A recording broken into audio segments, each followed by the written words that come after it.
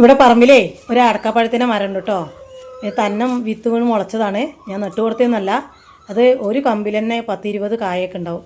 ഈ പേരക്കൊക്കെ ഒരു പ്രത്യേകത ഉണ്ട് കേട്ടോ. നല്ല മധുരമാണ്. പഴുക്കുന്നതിന് മുമ്പ് തന്നെ കഴിക്കാൻ നല്ല ടേസ്റ്റാണ്.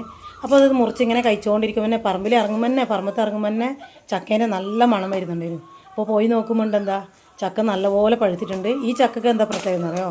ഞാൻ മുന്നേ ഒരു വീഡിയോ ഇട്ടിട്ടുണ്ടായിരുന്നു.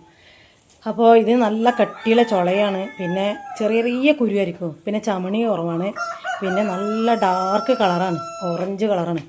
അപ്പോൾ കഴിക്കാനും നല്ല ടേസ്റ്റാണ്. ഇപ്പോൾ മഴ പെയ്തുകൊണ്ട് മധുരമൊക്കെ കമ്മിയായിട്ടുണ്ടാവും. നമുക്കതുകൊണ്ട് വീട്ടിൽ ഒരു 2 എണ്ണം പറിച്ച് വെച്ച ചക്കയുണ്ട്. എല്ലാം കൂടിയിട്ട് ഇന്ന് ചക്ക വരട്ടിയെടുക്കണം കേട്ടോ. ഒരു കൊല്ലത്തേക്കുള്ളത് നമ്മളിങ്ങനെ കുപ്പി വരണിയിലേ ഒരു കൊല്ലത്തേക്ക് നമുക്ക് സൂക്ഷിച്ചെടുത്ത് വെക്കാം. കേടേ വരില്ല. അപ്പോൾ നമുക്ക് ടേസ്റ്റ് തോന്നില്ല. ചക്ക കിട്ടാത്ത സമയമില്ല, ഇപ്പോൾ ചക്കേൻ്റെ സീസണാണ്. ചക്ക കിട്ടാത്ത സമയം നമുക്ക് ഓരോ ടീസ്പൂൺ എടുത്ത് കഴിക്കാൻ നല്ല ടേസ്റ്റ് ആയിരിക്കും. അത് നല്ല പഴുത്ത ചക്ക എടുക്കുക, അതിൽ കുരും ചമണിയൊക്കെ കളയുക. ഇത് മിക്സിയിലിട്ടൊന്ന് പൊടിച്ചെടുത്താൽ മതി, മുറിച്ചിടൊന്നും വേണ്ട. പിന്നെ ഉരുളിയിൽ നെയ്യ് ഒഴിക്കുക. നെയ്യ് നല്ലപോലെ ചൂടായ ശേഷം ഒരു 8 സ്പൂൺ നെയ്യ് ഒഴിക്കുക.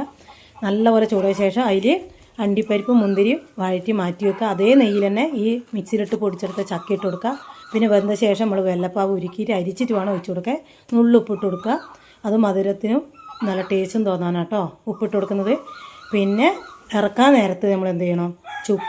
ഈ ചുക്കില്ലേ, ചുക്കും ഏലക്കായും പൊടിച്ചതും ഇട്ട് കൊടുത്ത് നല്ലപോലെ ഇളക്കിയിട്ട് നമ്മൾ ചൂടാറിയ ശേഷം കുപ്പിയിലാക്കി വെച്ചോട്ടോ.